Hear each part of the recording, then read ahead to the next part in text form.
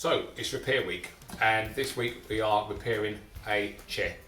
It's a chair that's been abandoned, but once done can look as good as this, as strong as this, as sturdy as this, and as well constructed as it's always been. But what do you do when you haven't got that and you've got something more like this? Right, here's how we're going to bring it back to how it should be. We're going to look it over, give it a dusting down, sort out where the repair issues are, and then go to work on it. Missing some bits, but I do have the spare parts for it. Going to clean it down to see where all cracks and missing bits are, and all the dust and grime, get that all out. So with my brush, going to tap into the corners.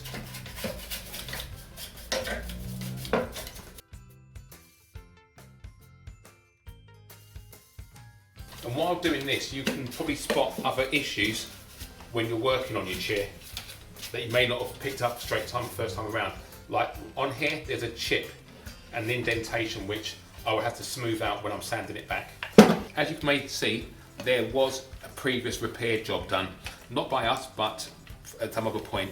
It's not been the best job because it's not actually pulled the two halves together. There's still quite a gaping gap. I'm going to use that sawdust, which I spoke about earlier, to make a mixture and fill that, but I'll do that at the end when it's all complete. So now to put it back together again. So I have the pieces here. Got to work out what goes where.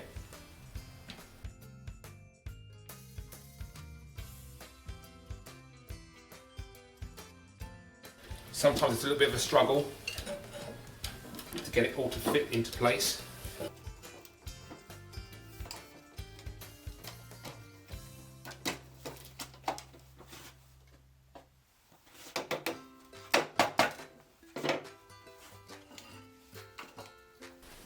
This is just to pre-prepare before I put the glue into all the different sockets and holes that are missing. Just make sure it all lines up.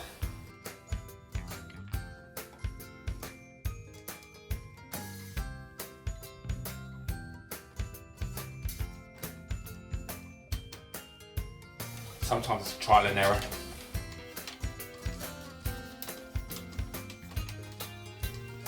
Okay. I'm happy with that. It's all slotted together as it should do. And now next have to glue it all together, because without gluing it, it's not going to be strong enough to do its job as a chair. So I'm going to open up the joints again, one by one individually, and insert some PVA glue. PVA glue or woodwork glue is designed specifically for this job, not stuff like super glue. It's not made for the job. It's not what you use. Do not use it at all. So I'm going to start by opening up this joint here. Get my glue. Don't be shy. Make sure you fill the cavity.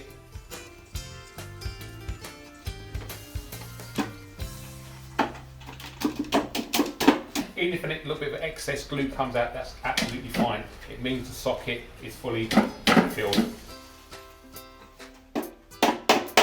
If it does overspill, you can just use a cloth to wipe it off, or a cloth with a little bit of water on it.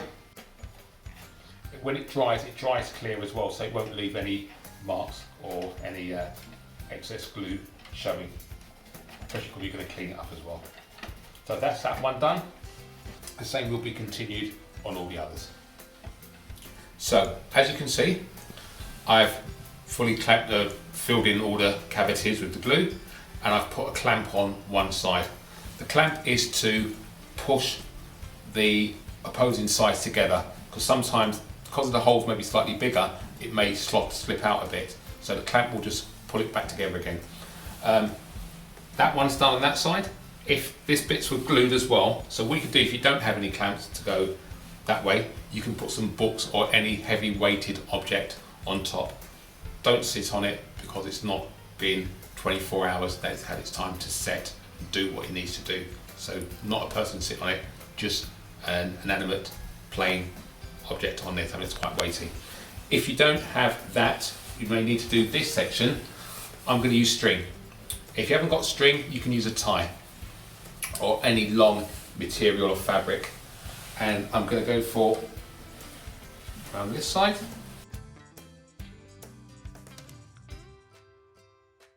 Pulling it in as much as you physically can.